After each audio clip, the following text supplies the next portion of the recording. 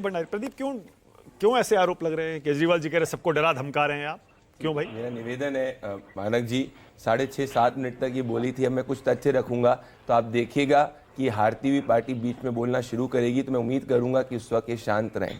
पहली बात मैं कहना चाहता हूं, आपने एक चीज ऑब्जर्व करी, ये 10 साल से ज्यादा सरकार के अंदर रह चुके हैं, प्रचार खत्म हो चुका है, ये एक अपने काम नहीं गिना पाए अपने ओपनिंग वक्तव्य के अंदर।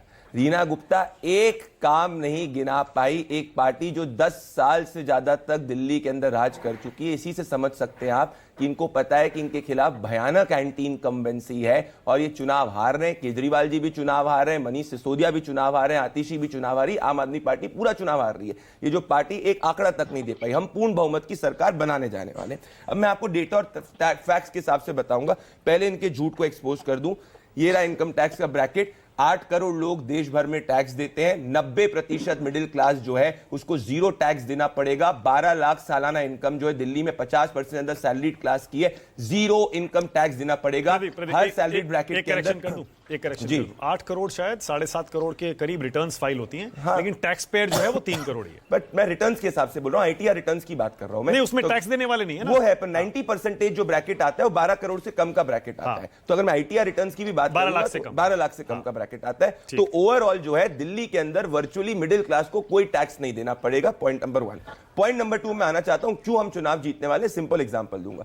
देखिए, जब कोई व्यक्ति दिल्ली के अंदर सुबह जगता है तो उस पाता है कि भाई बाथरूम में जाता है, तो उस बाथरूम में जाता है, देखता है कि भाई पानी जो है साफ नहीं आ रहा। पीने के पानी को देखता है तो देखता है पीला पानी आ रहा है। फिर वो खुली हवा के अंदर सांस लेने का प्रयास करता है तो देखता है प्रदूषित हवा है, उसका AQI लेवल इतना ज्यादा है, बीमारी हो चुकी है। उसके बाद जाकर मान लीजिए एक महिला जो है वो फोन करती है पंजाब के अंदर, एक अपनी महिला को पूछती है कि भाई खाते में पैसे हैं, बोलती नहीं आम आदमी पार्टी ने नहीं डाले। वो महाराष्ट्र में फोन करती तो पता चलता है कि महाराष्ट्र के अंदर महिला सम्मान की राशि आ चुकी। फिर अपने घर से आगे बढ़ता है तो देखता है कि गड्ढे ज्यादा है, सड़क कम है, कच्ची नालियां हैं, हर तरफ गंदगी है। तो पॉइंट नंबर 1। तो ओवरऑल वो ये रियलाइज करता है कि भाई अरविंद केजरीवाल ने 10 साल के अंदर कोई काम नहीं किया। परंतु जब उसके व्हाट्सएप के ऊपर वो अरविंद केजरीवाल का ट्विटर हैंडल देखता है तो ये पाता है इतने बड़े शीशमैन वो बैठा हुआ है। वहीं नरेंद्र मोदी जी के जब ट्विटर हैंडल देखता है तो देता है भाई 2500 रुपए उनके खाते में आने वाले हैं। दिल्ली की जनता को भाजपा को वोट करेगा, 500 रुपए में सिलेंडर मिलने वाला है, टूटी सड़कें ठीक होने वाली, दिल्ली को प्रदूषित हवा से मुक्ति मिलेगी, साफ हवा मिलने वाली है, गार्बेज डंप ठीक होने वाले हैं और ओवरऑल डबल इंजन सरकार आएगी। वरना ये तो सिर्फ 24 घंटे धरने पे बैठेंगे।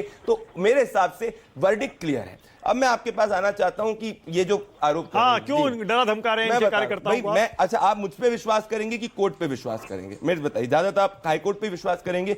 ये रहा 21/12/2024 को पंजाब और हरियाणा हाईकोर्ट कहता है कि पंजाब में किस तरीके से आम आदमी पार्टी की गुंडागर्दी को लेकर हाईकोर्ट हुआ नाराज। कहा कि पुलिस की मौजूदगी के अंदर इन्होंने पर्चे फाड़े, ये दुर्भाग्यपूर्ण है। ये अरविंद केजरीवाल की असली गुंडागर्दी। अरे जहां ये गुंडागर्दी, तो जो खुद गुंडे हैं वो ना बताए कि कौन है। यहाँ पे क्या है, फ्री एंड फेयर इलेक्शन हो रहा है, तो ये गुंडे वाले लोगों को गुंडागर्दी करने का मौका नहीं दे रही दिल्ली पुलिस, इनके अहमदुल्ला खान, अरविंद केजरीवाल जी और ये सब। मैं आपसे सीधा सवाल पूछ रहा हूं, मानक जी आप इतने चुनाव कवर कर रहे हैं, अगर अरविंद केजरीवाल की पार्टी चुनाव जीत रही होती तो मनीष सिसोदिया क्यों अपनी सीट छोड़कर भागते? भाई पटपरगंज की सीट पे उनकी मार्जिन थी 3207 वोट। मतलब आम आदमी पार्टी के इंटरनल सर्वे के अंदर भी ये पता है कि अरविंद केजरीवाल की कोई हवा नहीं है। अगर अरविंद केजरीवाल के नाम पे मनीष सिसोदिया 1500 वोट नहीं ला पा रहे, अगर इनकी इतनी बड़ी मार्जिन है तो सीमापुरी का इनका कैंडिडेट क्यों छोड़ के भागा? और अभी एक हफ्ते पहले इनके सब जो कैंडिडेट्स हैं जो आम आदमी पार्टी की सिटिंग एमएलए हमारी पार्टी ज्वाइन करती है। एक चीज मान लीजिए, एक चीज मान लीजिए, उसके बाद अतुल भाई इसके बाद आ रहा हूं।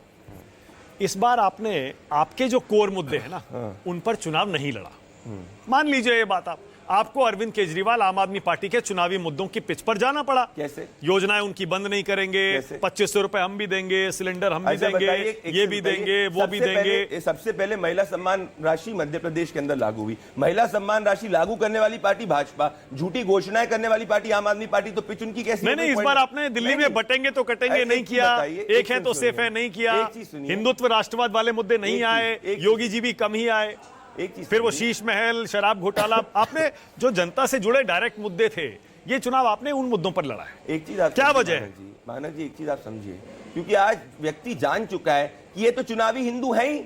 जब इन्होंने पुजारियों के लिए अनाउंस किया था तो जनता इनसे पूछ रही थी कि दादी और नानी के समय तो कहा करते थे प्रभु श्री राम का मंदिर नहीं बनेगा। तो आज दिल्ली की सबकॉन्शियस जनता के अंदर जा चुका है कि ये लोग तुष्टीकरण करने वाले लोग हैं। पर साथ में हर व्यक्ति, हर समाज से ये कह रहा है कि भाई कच्ची सड़कें इनने ठीक नहीं करी, साफ पीने का पानी इन्होंने नहीं दिया, एक महिला के खाते में इनने 100 रुपए नहीं डाले, और अरविंद केजरीवाल ने अपना 100 करोड़ का 50 करोड़ का भ्रष्टाचारी शीशमहल बना दिया, 2026 करोड़ का शराब घोटाला कर लिया। अगर दिल्ली की जनता अरविंद केजरीवाल को वोट करेगी तो दिल्ली की जनता जानती है कि हर गली में शराब के ठेके खुलने वाले हैं, बिजली का बिल बढ़ने वाला है। अगर दिल्ली की जनता इसीलिए अतुल भाई यहीं से शुरू करिएगा। मैंने सही कहा ना अतुल भाई कि बीजेपी ने इस बार अपने कोर मुद्दे नहीं उठाए। दिल्ली उस मुद्दों पर नहीं लड़ रही है बीजेपी, और दिल्ली केजरीवाल और आम आदमी पार्टी के डायरेक्ट मुद्दों पर बीजेपी ने लड़ा है, जिसे स्मार्ट स्ट्रेटजी भी कहा जा रहा है। नहीं, आप अप्रोप्रिएट कैसे कह रहे हैं नानक जी? मैं आपसे सॉरी, मैं अतुल भाई आ जाए, आप अतुल जी आप बोलिएगा। मैंने कहा स्मार्ट स्ट्रेटजी है। नहीं, पर वो है, पर आप कैसे कह रहे हैं? नहीं, एक हिंदुत्व और राष्ट्रवाद के मुद्दे आपने कब उठाए?